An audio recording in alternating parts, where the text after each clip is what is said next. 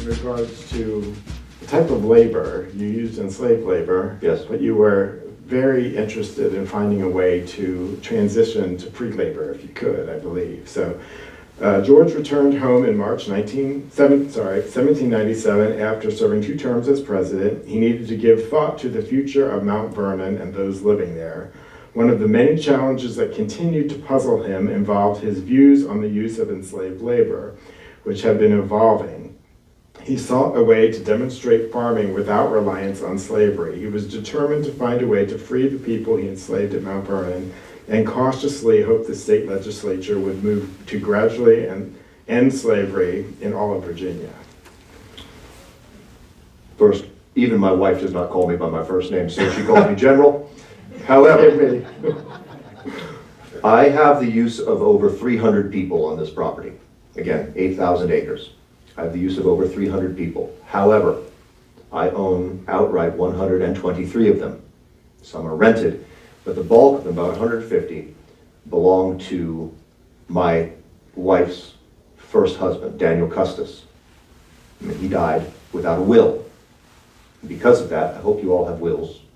Because of that, his property was divided up according to the laws of Virginia. And that meant that Mrs. Washington, the widow Custis at the time, got 1/3 of his property for her use during her lifetime. That included the slaves that he owned.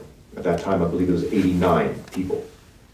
When I married the widow Custis and turned her into Mrs. Washington, I then had the use of that because I obviously was controlling her property once we were married. It's just the way the law works. And so those, we could not do anything with that 150, with those 150 people.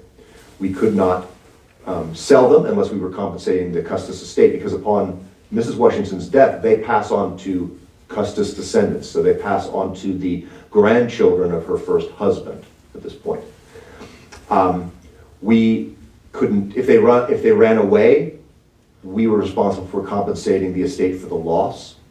So we did not have a way, unless we could find a way to buy them outright. Now, I have put into my will that the 123 people that I have control of should be freed upon Mrs. Washington's death. However, these groups have intermarried with one another.